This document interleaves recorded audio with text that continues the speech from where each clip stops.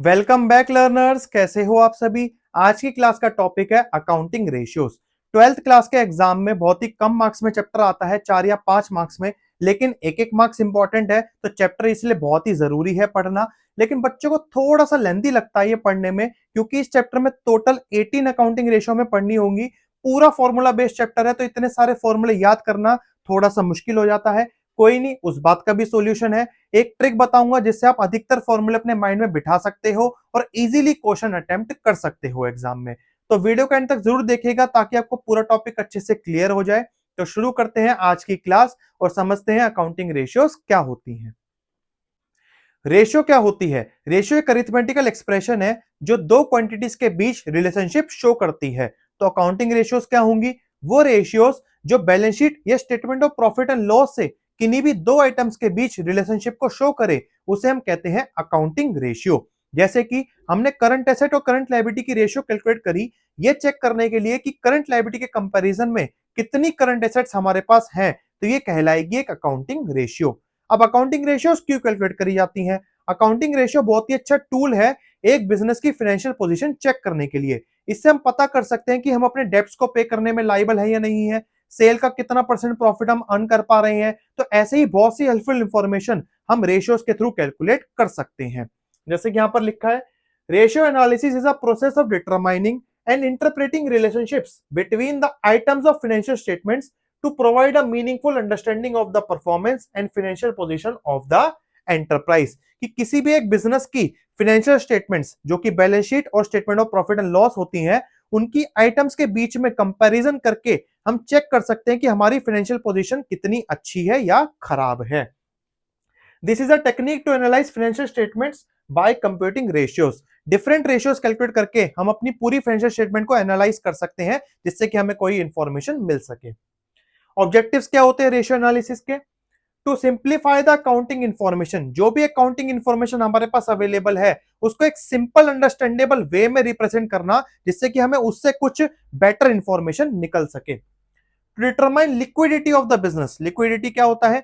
कि हम अपने फर्म के शॉर्ट टर्म और long term debts, current liability और करंट लायबिलिटी पे ऑफ करने में कितने कैपेबल हैं, ये भी चीज हमें रेशियो से पता लग सकती है। To assess the operating efficiency of the business. हमारे बिजनेस के ऑपरेशन कितने अच्छे से काम कर रहे हैं, ये भी चीज हमें रेशियो से पता लग जाती है। To analyse the profitability of the business. हमारे बिजनेस की प्रॉफिटेबिलिटी कैसी है? जैसे कि हमने चेक करा कि हम सेल के कंपैरिजन में कितना परसेंटेज प्रॉफिट कमा रहे हैं, तो वो भी हमें प्रॉफिटेबिलिटी पता लग जाती है बिजनेस की। नेट प्रॉफिट की भी, ग्रॉस प्रॉफिट की, ऑपरेटिंग प्रॉफिट की, अलग अलग प्रॉफिट्स की प्रॉफिटेबिलिटी कैलकुलेट करी जाती है। To help in comparative analysis. Comparison बहुत इजी हो जाता है इससे, चाहे वो इंट्रा फर्म हो या इंटर फर्म। इंट्रा फर्म मतलब अपनी ही फर्म में हम कंपैरिजन कर सकते हैं। लास्ट ईयर की रेशियो से इस ईयर की रेशियो को हमने कंपेयर करके देख लिया कि हमारी परफॉर्मेंस सुधरी है या फिर और खराब हो गई है।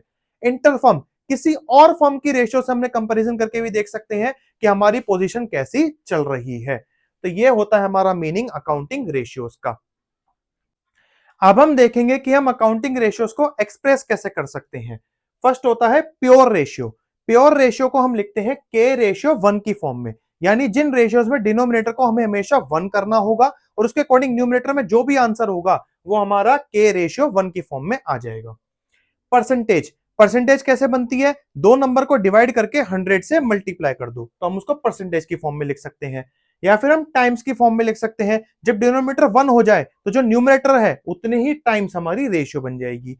या फिर हम इसको फ्रैक्शन की फॉर्म में छोड़ सकते हैं, इसमें डिनोमिनेटर को वन बनाना जरूरी नहीं है, कोई भी एक नंबर न्यूमरेटर में होगा, कोई डिनोमिनेटर में होगा। या फिर हम डेज में एक्सप्रेस कर सकते हैं। अभी आगे हम देखेंगे डेप्ट collection period, average payment period, तो इन्हें हम डेज में एक्सप्रेस करते हैं रेशियोज को। इसके बाद हम देखेंगे टाइप्स ऑफ अकाउंटिंग रेशियो। हमारे पास मेनली चार तरह की अकाउंटिंग रेशियोज होती हैं, जिनके अंदर हमें टोटल 12th अकाउंट्स के सिलेबस में 18 रेशियोज हमें पढ़नी होंगी। फर्स्ट है हमारे पास लिक्विडिटी रेशियोज। लिक्विडिटी रेशियोज यानी शॉर्ट टर्म सॉल्वेंसी रेशियोज, कि हम अपने शॉर्ट टर्म डेट्स यानी कि करंट लायबिलिटीज को हम अपने पे करने में कैपेबल है या नहीं है, वो रेशियोज होती है लिक्विडिटी रेशियोज। इसमें दो रेशियोज हैं, करंट रेशियो और क्विक रेशियो। अभी आगे डिटेल में पूरा पढ़ेंगे हम क्या होती है। इसके बाद आती है सॉल्वेंसी रेशियोज, यानी कि लॉन्ग टर्म डेब्ट्स को हम अपने पे करने में कैपेबल है या नहीं, तो वो सॉल्वेंसी रेशियोज होती हैं। इसमें टोटल 5 रेशियोज हैं। डेब्ट to equity ratio, total asset to डेब्ट ratio, proprietary ratio, interest coverage ratio और डेब्ट टू कैपिटल एम्प्लॉयड रेशियो। इसके बाद आती है टर्नओवर रेशियो, जिसे हम एक्टिविटी रेशियो भी कहते हैं, कि हमारी टर्नओवर कितनी हो रही है। जैसे इसके अंदर होती है 6 रेशियोज हमारे पास: inventory turnover, trade receivable turnover, trade payables turnover, working capital turnover ratio, fixed assets turnover ratio और नेट एसेट्स टर्नओवर रेशियो। इसके बाद हम पढ़ेंगे फिर प्रॉफिटेबिलिटी रेशियोज, कि हमारा प्रॉफिट कितना परसेंटेज हम अर्न कर पा रहे हैं। तो उसके अंदर होती है 5 ratios: gross profit ratio, operating ratio, operating profit ratio, net profit ratio और रिटर्न ऑन कैपिटल एम्प्लॉयड, जिसे हम रिटर्न ऑन इन्वेस्टमेंट भी कहते हैं। तो अभी हम पढ़ेंगे सबसे पहले कि लिक्विडिटी रेशियोज क्या होती हैं और करंट रेशियो और क्विक रेशियो को कैसे कैलकुलेट करा जाता है। सबसे पहले हम पढ़ेंगे लिक्विडिटी रेशियोज, जिन्हें हम शॉर्ट टर्म सॉल्वेंसी रेशियोज भी कहते हैं। शॉर्ट टर्म सॉल्वेंसी रेशियोज एक बिजनेस फर्म के शॉर्ट टर्म ऑब्लिगेशंस यानी कि करंट लायबिलिटीज के पे ऑफ करने की कैपेबिलिटीज को दिखाती हैं। इस हेड में हमें दो रेशियो पढ़नी होंगी, करंट रेशियो और क्विक रेशियो। पहले हम देख लेते हैं करंट रेशियो। जैसा कि नाम से पता चल रहा है, करंट रेशियो एक बिजनेस के करंट एसेट्स और करंट लायबिलिटीज के बीच रिलेशनशिप को शो करती है। इस रेशियो से हमें यह पता लगता है कि एक बिजनेस के पास इतनी करंट एसेट्स हैं या नहीं कि वो अपनी करंट लायबिलिटीज को पे ऑफ कर सके जब भी उनको पेमेंट करने का टाइम आए। तो इसे हम कहते हैं current ratio. Current ratio establishes the relationship between current assets and current liabilities. It indicates whether the enterprise will able to meet its short-term obligations as and when they become due for payment, कि payment के time पर हम अपनी current liabilities को easily पे of कर सके। तो इसलिए करंट रेशियो का फॉर्मूला बनता है current assets upon current liability. अब इस करंट रेशियो को एक्सप्रेस कैसे करा जाएगा? तो करंट रेशियो को हम एक्सप्रेस करते हैं प्योर रेशियो में। प्योर रेशियो क्या होती है? जैसे कि 2:1, यानी कि डिनोमिनेटर को हमें हमेशा 1 छोड़ना है और डिवाइड करने पर न्यूमरेटर में जो भी आंसर बचेगा वो हमारी रेशियो बन जाएगी। अब करंट रेशियो वैसे तो हर बिजनेस की क्या होता है, वेरी करती है। किसी की करंट एसेट्स ज्यादा होंगी या कम होंगी तो रेशियो अकॉर्डिंग ज्यादा या कम हो सकती है। लेकिन करंट रेशियो में एक आइडियल रेशियो भी हमारे पास होती है। आइडियल रेशियो होती है करंट रेशियो की 2:1, यानी कि आइडियली जितनी भी करंट लायबिलिटीज हमारे पास है उसका 2 टाइम्स करंट एसेट हमारे पास होनी ही चाहिए। तो उससे बिजनेस को एक आइडियल पोजीशन में माना जाता है। High current ratio means better liquidity position. अगर करंट रेशियो ज्यादा है तो यानी हमारी लिक्विडिटी पोजीशन अच्छी है, कि हम इजीली अपनी लायबिलिटीज को पे ऑफ कर सकते हैं। लेकिन बहुत ज्यादा भी नहीं होनी चाहिए।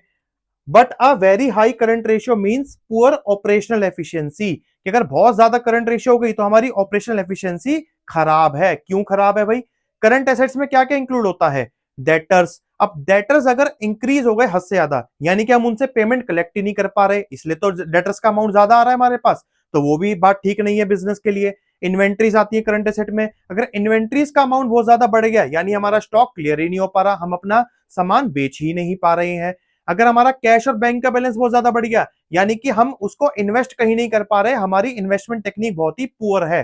तो इसलिए करंट रेशियो बहुत ज्यादा नहीं होनी चाहिए, एक लिमिटेड रहनी चाहिए।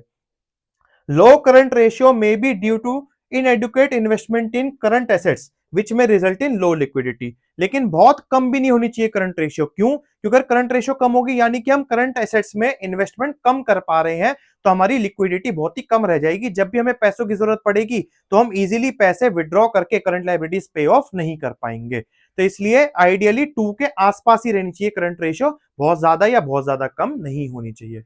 अब हम देख लेते हैं इस करंट रेशियो में करंट एसेट्स और करंट लायबिलिटीज कैसे निकाली जाती हैं। जैसा कि मैंने आपको वीडियो के स्टार्टिंग में ही बताया था कि आपको सभी फॉर्मूलास लर्न करने की जरूरत नहीं है। रेशियो कैलकुलेट करने के लिए जितने भी अकाउंटिंग हेड्स यूज होते हैं उनके फॉर्मूलास के लिए एक तरीका हम समझ लेते हैं, ताकि आपको सभी फॉर्मूला माइंड में अच्छे से बैठ जाए। एक बार ये बैलेंस शीट देखेंगे। बैलेंस शीट में क्या होता है? एक लायबिलिटी का कॉलम होता है और एक एसेट का कॉलम होता है। लायबिलिटी पर हम सबसे पहले दिखाते हैं कैपिटल, जिसे हम बोलेंगे इक्विटी या फिर share holder funds.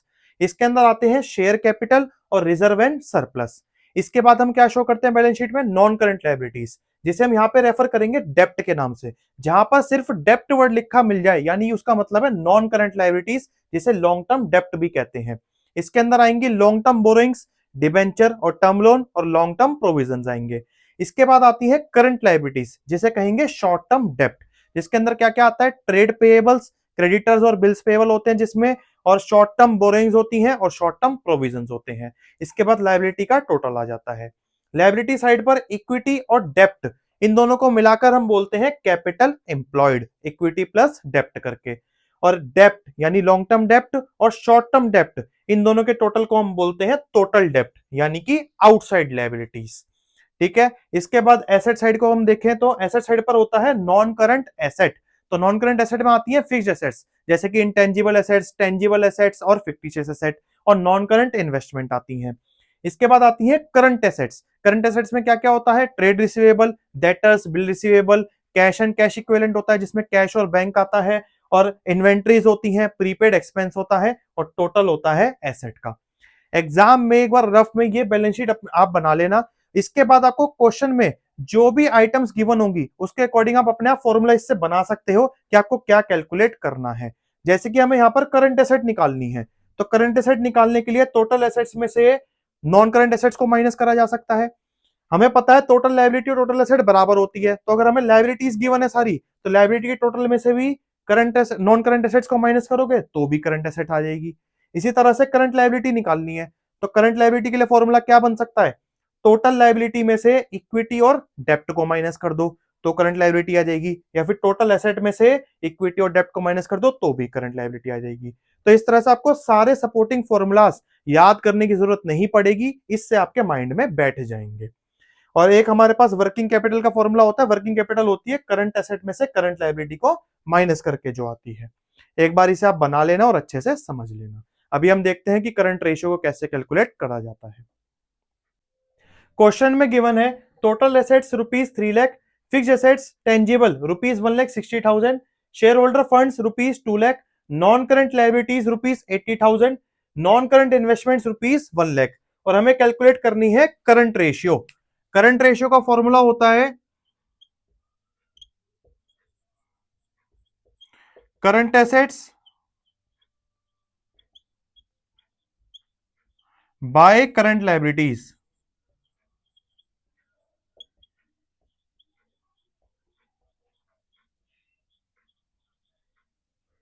Last slide में जो हमने बैलेंस शीट देखी थी उससे करंट एसेट और करंट लायबिलिटीज कैलकुलेट कर लेते हैं।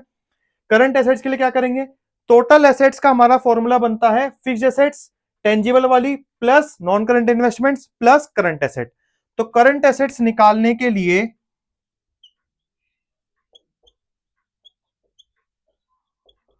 टोटल एसेट्स में से फिक्स्ड एसेट्स और नॉन करंट इन्वेस्टमेंट्स, इन दोनों को क्या कर देंगे? सब्ट्रैक्ट कर देंगे। तो करंट एसेट हमारे पास बन जाएगी 3,00,000 माइनस 1,60,000 माइनस 1,00,000। तो करंट एसेट बन गई ₹40,000। और करंट लायबिलिटी के लिए टोटल एसेट और टोटल लायबिलिटी इक्वल होती है। लायबिलिटी का टोटल कैसे आता है? Share holder funds plus non current liabilities plus current liabilities करके। तो करंट लायबिलिटी का फॉर्मूला बनेगा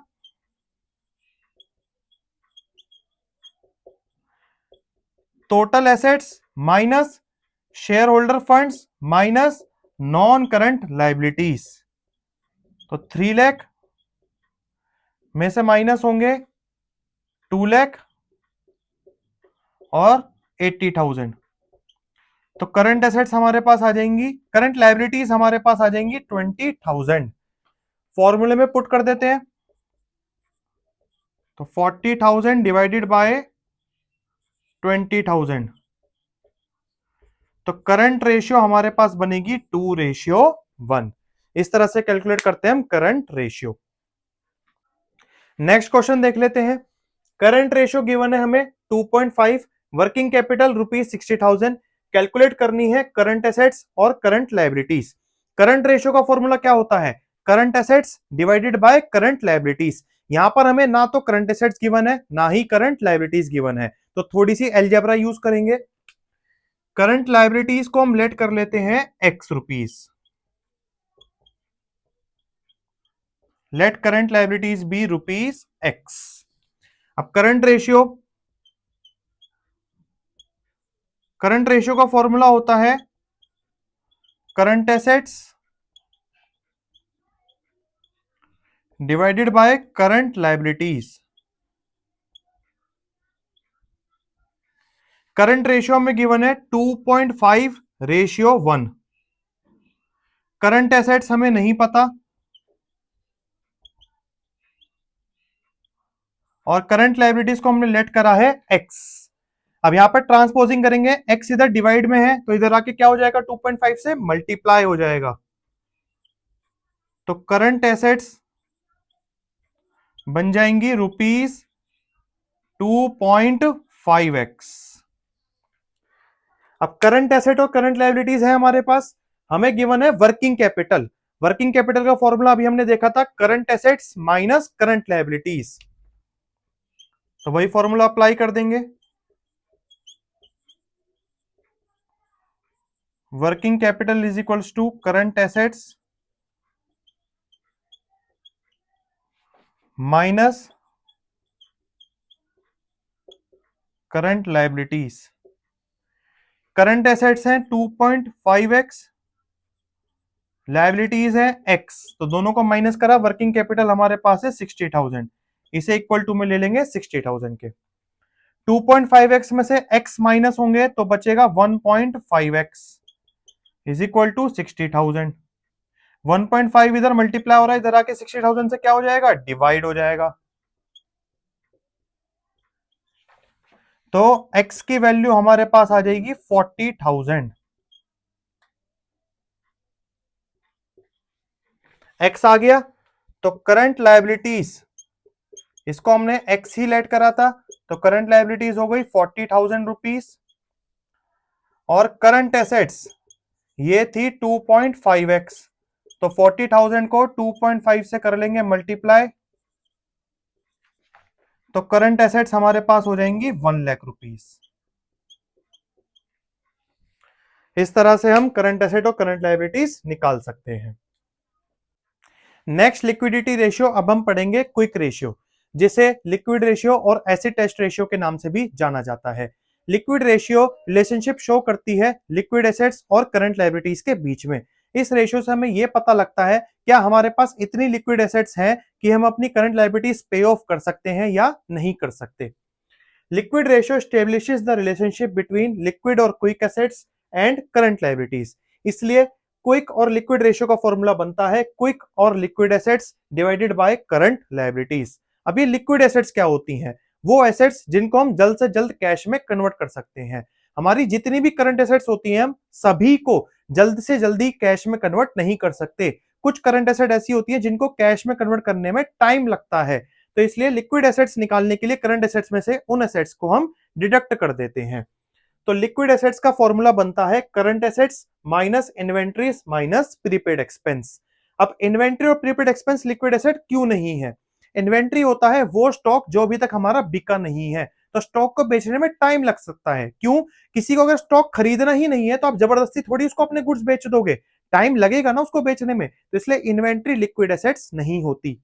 प्रीपेड एक्सपेंस क्या होता है? आपने एडवांस में किसी को पैसे दे दिए एक्सपेंस के बदले। अब आपने जब एडवांस में किसी को पैसे दे दिए तो वो तो आपके पैसे नहीं लौटाने वाला, तो इसलिए इन दोनों हेड्स को हम करंट एसेट में से हटा देते हैं लिक्विड एसेट्स को कैलकुलेट करने के लिए।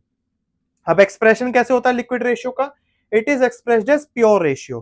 करंट रेशियो की तरह इसे भी प्योर रेशियो में ही एक्सप्रेस करा जाता है। आइडियल रेशियो भी होती है इसकी 1:1, यानी कि लिक्विड एसेट हमारी करंट लायबिलिटी के बराबर तो होनी ही चाहिए। Liquid asset should be equal to current liability. जितनी करंट लायबिलिटी उतनी लिक्विड एसेट रखोगे तो कंपनी के लिए आइडियल माना जाता है।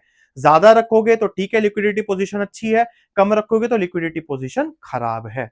अब हम इसके भी क्वेश्चन देख लेते हैं कैसे लिक्विड रेशियो कैलकुलेट करी जाती है।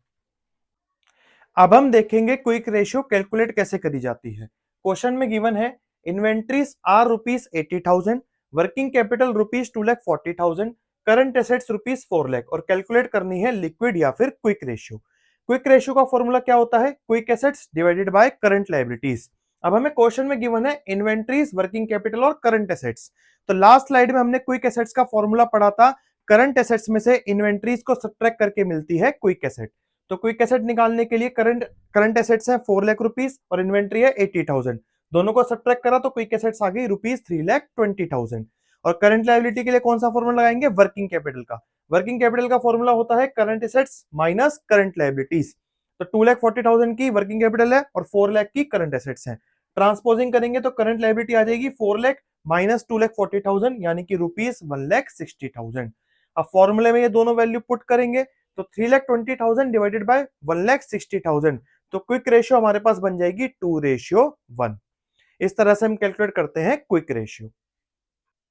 नेक्स्ट क्वेश्चन में हमें गिवन है current liabilities rupees 2 lakh, current ratio is 3.5 and quick ratio is 2.5 और हमें कैलकुलेट करनी है इन्वेंट्रीज की वैल्यू। जैसा कि हमें पता है करंट एसेट्स में से इन्वेंट्रीज को सब्ट्रैक्ट करते हैं तो क्विक एसेट मिलती है। तो अगर हमारे पास करंट एसेट्स और क्विक एसेट्स इन दोनों की वैल्यू हो तो हम इन्वेंट्रीज की वैल्यू भी कैलकुलेट कर सकते हैं। लेकिन क्वेश्चन में हमें करंट लायबिलिटीज गिवन है और उसके साथ में करंट रेशियो और क्विक रेशियो गिवन है। तो सबसे पहले करंट रेशियो और क्विक रेशियो से हम कैलकुलेट करेंगे करंट एसेट्स और क्विक एसेट्स की वैल्यू। करंट रेशियो का फॉर्मूला होता है current assets divided by current liabilities.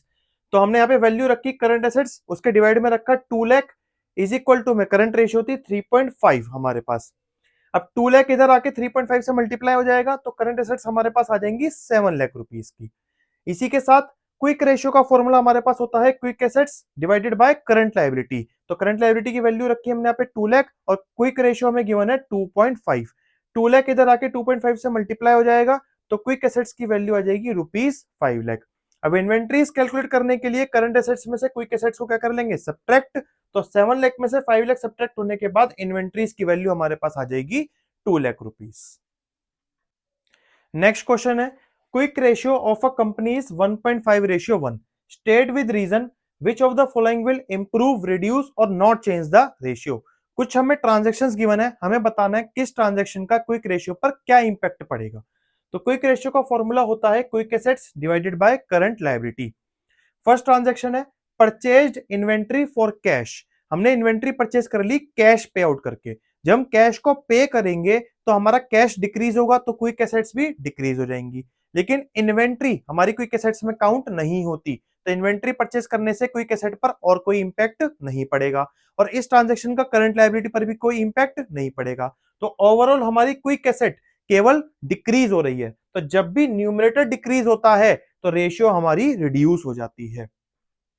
Next है cash collected from debtors. Debtors ने हमें कैश दे दिया तो सेम अमाउंट से हमारा कैश इंक्रीज होगा और डेटर्स डिक्रीज हो जाएंगे। तो क्विक एसेट में सेम अमाउंट इंक्रीज और सेम अमाउंट डिक्रीज, तो नेट इफेक्ट क्या हो गया जीरो। जब नेट इफेक्ट जीरो है तो रेशियो में कोई भी चेंज नहीं आएगा क्योंकि करंट एसेट्स क्विक एसेट्स और करंट लायबिलिटी दोनों सेम अमाउंट से है हमारे पास। नेक्स्ट है paid insurance premium in advance. हमने एडवांस में इंश्योरेंस प्रीमियम पे करा यानी प्रीपेड एक्सपेंस करा। तो जब हम कैश पे आउट करेंगे तो क्विक एसेट हमारी रिड्यूस हो जाएगी, लेकिन प्रीपेड एक्सपेंस क्विक एसेट का पार्ट नहीं होता तो क्विक एसेट में और कोई चेंज नहीं आएगा और करंट लायबिलिटी भी अनअफेक्टेड रहेगी इस ट्रांजेक्शन में। तो क्विक एसेट जब रिड्यूस होगी यानी कि न्यूमरेटर डिक्रीज होगा तो रेशियो रिड्यूस हो जाएगी हमारी। नेक्स्ट है पेमेंट ऑफ डिविडेंड। डिविडेंड पहले कंपनी डिक्लेयर करती है फिर बाद में पे आउट करती है। तो जब कंपनी डिविडेंड डिक्लेयर करती है तो डिविडेंड बन जाती है करंट लायबिलिटी, डिविडेंड पेएबल। तो हम अपनी लायबिलिटी पे आउट कर रहे हैं। जब लायबिलिटी को पे आउट करेंगे तो क्विक एसेट्स यानी कैश भी रिड्यूस होगा और करंट लायबिलिटी भी रिड्यूस होगी। जब न्यूमरेटर और डिनोमिनेटर दोनों सेम अमाउंट से डिक्रीज होते हैं तो रेशियो हमारी इंप्रूव हो जाती है। इन क्वेश्चंस में आपको केवल ये छोटी छोटी बातें याद रखनी है कि अगर रेशियो में जो न्यूमरेटर है, न्यूमरेटर अगर इंक्रीज हो जाए या फिर डिनोमिनेटर डिक्रीज हो जाए तो रेशियो हमारी इंप्रूव होगी हमेशा। न्यूमरेटर अगर डिक्रीज हो जाए और डिनोमिनेटर इंक्रीज हो जाए तो रेशियो हमारी हमेशा रिड्यूस होगी। ठीक है, अगर न्यूमरेटर और डिनोमिनेटर दोनों ही सेम अमाउंट से इंक्रीज हो रहे हैं तो रेशियो यहां पर रिड्यूस होगी और न्यूमरेटर और डिनोमिनेटर दोनों ही सेम अमाउंट से डिक्रीज हो रहे हैं तो रेशियो हमारी इंप्रूव हो जाएगी। और अगर न्यूमरेटर डिनोमिनेटर में कोई भी चेंज नहीं आ रहा तो रेशियो में भी कोई भी चेंज नहीं आएगा। केवल ये पॉइंट्स अगर आपको याद है तो किसी भी रेशियो में हमारा ट्रांजेक्शन गिवन हो और हमें रेशियो पर इंपैक्ट बताना हो तो इसी पॉइंट से आप हर क्वेश्चन को सही से अटेम्प्ट कर सकते हो कि रेशियो में क्या चेंज आएगा। तो ये क्वेश्चंस थे हमारे लिक्विडिटी रेशियोज के। तो आज हमने समझा लिक्विडिटी रेशियोज क्या होती हैं और लिक्विडिटी रेशियोज को कैलकुलेट कैसे करा जाता है।